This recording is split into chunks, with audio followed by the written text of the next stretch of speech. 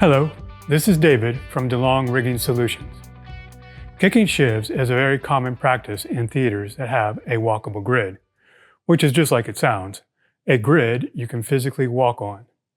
A sheave is the actual wheel inside of a block, and there are a couple of different kinds of blocks in a typical counterweight rigging system. The block that is directly above a lift line coming up from a batten is a loft block. The lines from the loft block go across the grid to the head block, which is directly above the arbor. We don't kick head blocks. There are also mule blocks, which we use to change the horizontal direction of a lift line. Those are typically not kicked, as they are often installed in a more permanent manner. Kicking a sheave allows you to move battens a bit upstage or downstage to get out of the way of scenery or a lighting truss or something that's too wide to fit in the allotted space. Before you go to the grid, empty your pockets of things you won't need up there, and ensure all of your tools are tethered to you so that nothing can fall. Make certain that you have all the tools you'll need to do the work. Say a couple of 8-inch adjustable wrenches, or 6-inch ones with wide jaws, or whatever you need to be able to loosen the loft blocks in your facility. A shorter handle can be easier to get into a tight space. A longer handle can give you more torque. Because you are on the grid when you are doing this, the fly person needs to know where you are so they won't move any of the line sets you are working on or ones you might be near. Once again, clear communication is key to safety. If they do need to move something near where you are working, they can ensure you are clear of that line set before it gets moved, and let you know when it is safe to return. The next thing you need to do is to get the tension off of the lift line. This is a good time to use your trusty Havens grip, also called a cable grip or a pork chop or a Klein tool. Let's say I need to move the sheaves for line set 24, 2 inches upstage from their normal position, so when the batten moves, it doesn't bump into the load on line set 23. Remember, line sets are numbered sequentially from downstage to upstage. This theater has the distances marked on the grid ribbon to provide a great reference point. We would need to move all 7 sheaves of this line set. Let's take a look at this process on the first one. It usually facilitates this process if you ask the fly person to snub or put a rope binder on the line set before you start. I have a Havens grip with some webbing attached using a lark's head knot, also known as a cow hitch. Then I choke it to a ribbon near the loft block I need to move. Then I lower the Havens grip into the cable well, reach down under the loft block, and attach the Havens grip to the lift line below the lock, making certain I close the safety latch.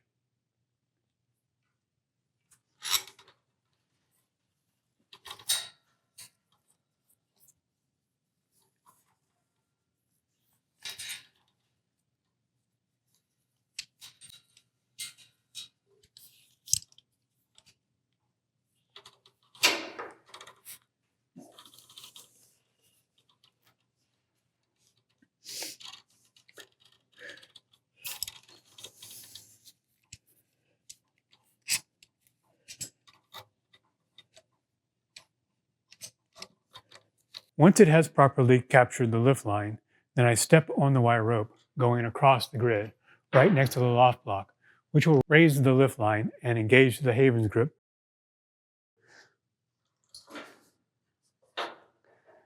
So the Havens grip and strap are holding some of that weight. When the light has a reasonable amount of slack, it's safe for me to work on. Notice all the other loft blocks and lift lines for that batten are still in place and holding weight, so the Havens grip is just taking a small part of the total load. On this particular style of sheave, you have a bolt on the side towards the fly rail, and the opposite side has a clip that captures the channel. This means that even though I loosen the clamping bolts, the sheave cannot slide towards the head block because of the way the opposing clip captures the channel. I'm going to loosen the bolt on the rail side just enough that it should be able to slide. Don't take it totally apart just enough to give you some wiggle room.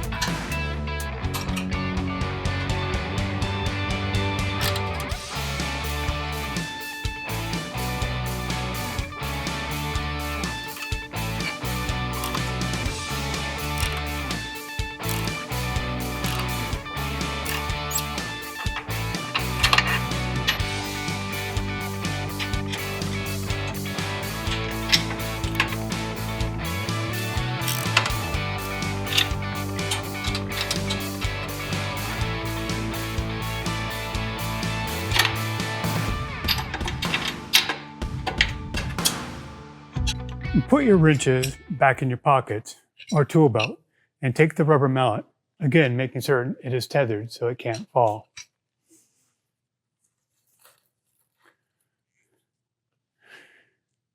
We say kick sheaves, but we like our ankles and feet, so we're going to use this rubber mallet instead. I like to start with the end that's got the solid clamp by giving it a couple of hits, then hit the other side a couple of times.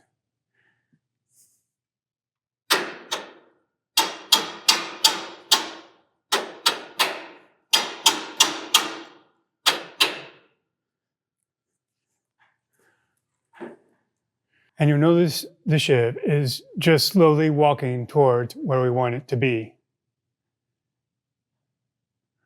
Once you have it in position, look at how the cable is coming off of the sheave. You want it to come straight out of the groove on the sheave, even if that means your sheave is not going to be square to the rest of the grid. You want it coming straight out so the wire rope doesn't wear on the sides of the sheave, because over time that wear will cut into the side of the sheave and you'll need to replace the sheave or maybe the entire loft block. Put your mallet where it's in a safe place and tighten the bolts on the loft block. These need to be snug enough to hold it in position, but not so tight that they can't be easily loosened again.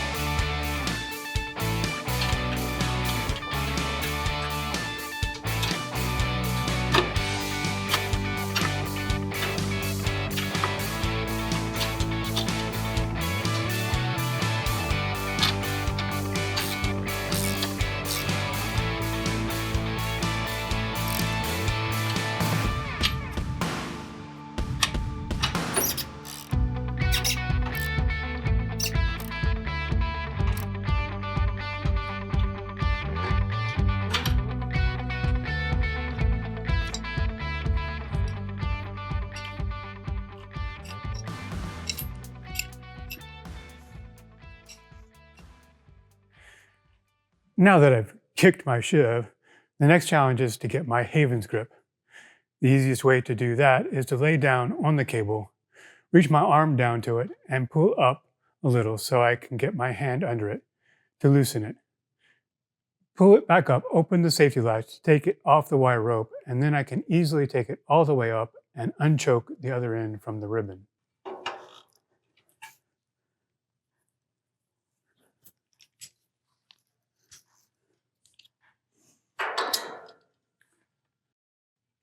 This same process happens on all of the sheaves of the designated line set. Once they are all finished, now it's time to check our work. I would yell down to the fly person saying, on the rail, check 24. The fly person will visibly inspect from their viewpoint and then move line set 24 a short distance to ensure it is operational. Not all loft blocks are the same. This is an older style that isn't used anymore because it's held in place with clamps and J-bolts on both sides. J-bolts are not rated hardware, so they do not meet current standards, though there are many still in use. Another big drawback to this type is that it is very easy for the block to slide towards the head block, which results in the lift line rubbing on the side of the grid ribbon and presents a drop hazard when in the process of relocating it. Rather than kicking the sheave upstage or downstage, we're going to slide the sheave away from the head block to help that lift line clear the grid ribbons. Just like before, the first thing we're going to do is make certain the fly person knows where we are and ask them to snub or put a binder on the line set where we need to work. Then we'll take our Havens grip, choke a nearby ribbon again, and lower it down next to the lift line we want to reposition. Place it on the lift line, close the safety latch, and stand on the wire rope to engage the Havens grip and give some slack in the line. Now I loosen both of these J-bolts only as much as necessary, because the more play in these, the more likely we're going to make the mistake we're trying to fix.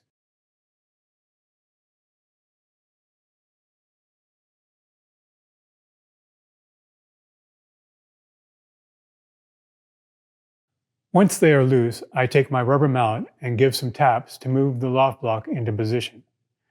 It's hard to tell exactly where it's going to land because the lift line is being held up by my Havens grip. But if I stand directly above it and look down through the sheave, I'm going to see about where it will land. Once it is in the location I want, I will secure my mallet. When I tighten the J-bolt, I need to remember that the whole system will shift a bit when it takes weight. The bolt that is away from the head block takes the most force, which is why in this particular system, that bolt is a lot larger than the smaller bolt on the other side. So I start with the larger bolt, the one that is away from the head block, and tighten it first. Then I do the other side. Again, tight, but still possible for a reasonably strong person to loosen in the future.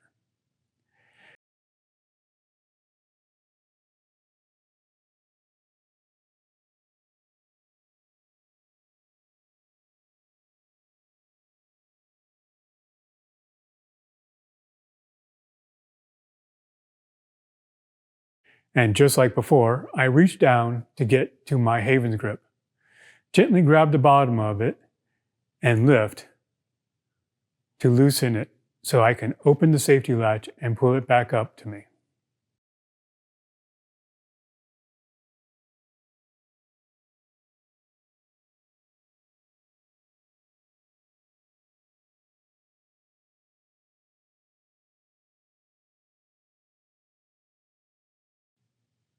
Now that it's hanging on its own, I check to ensure I did actually fix the problem.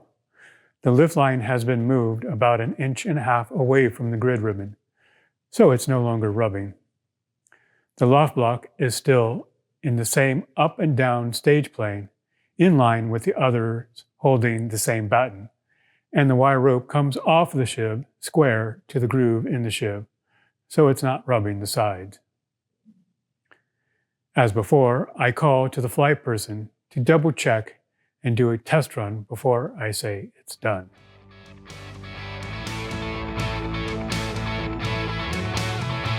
Please remember that DeLong Rigging Solutions one-shot training videos are meant as general information. Every system is different, every venue has different procedures, and even the same show in different places has different needs. All statements made make certain assumptions about systems and venue similarities. Nothing can replace on-site training with a qualified individual. If you ever have a question or concern about rigging, do not hesitate to reach out to us or another qualified vendor in your area.